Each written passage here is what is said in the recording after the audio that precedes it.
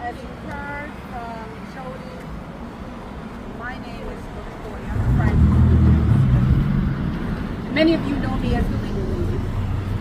Most importantly, many of you know that if someone has tapped me and my team, there is an issue with civil rights, there is an issue with miscarriage of justice, there is an issue at the state, local, and even federal level. And the reason that I am honored to speak here today is because my team was tapped.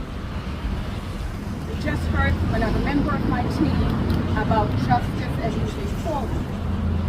One of the things that I said when I first met Mr. Travello was that it is time for restorative justice. It is time that the storyline and the lies and the games and the gamesmanship visited on him, not just by his ex-wife and ex-business partner, but by the very persons that are supposed to run this courthouse. There is a bare minimum standard that the state of Georgia requires when someone comes into a courthouse and they make assertions under oath. There is a bare minimum standard of fact, of proof, that any judge must demand before rendering a decision, before making findings of fact.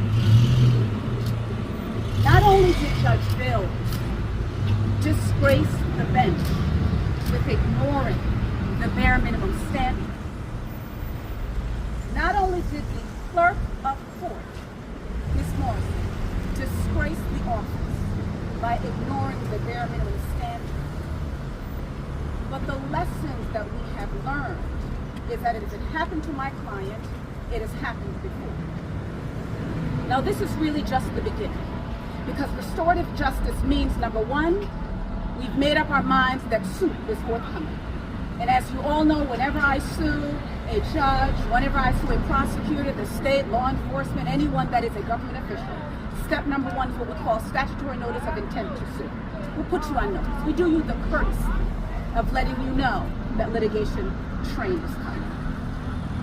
What you didn't hear is while they have been on notice, because my client not only filed a claim, a judicial claim, against the presiding judge, but she nevertheless refused to recuse herself from his case. So they've been on notice. What you didn't hear is that before his ex-wife and ex-business partner ran to the courthouse with a bag of lies, she signed on the dotted line what we call an operation agreement. Now why is this important? Because there's a thing in the law we call when facts beyond change. See, what you didn't hear is that despite Judge Bills not even demanding the bare minimum of evidence, before she snatched my client's livelihood, his money, his liberty, his integrity, his reputation, personal and professional, despite her ignoring the bare minimum standard, it does and did exist. You see these documents enlarged behind me. It's not here just to paper the courthouse. This is the objective documentation that Judge Bills had an obligation to demand from the ex-wife. I almost don't want to give her credit to even mention her name. The only reason I mention the name is because everyone, other than my client, is winning or has been winning from this story. Everyone from Bravo and the Real Housewives of Atlanta to NBC Universal that has made it their mission in the interest of ratings to continue the lies, to continue the slander, to continue the defamation despite a cease and desist.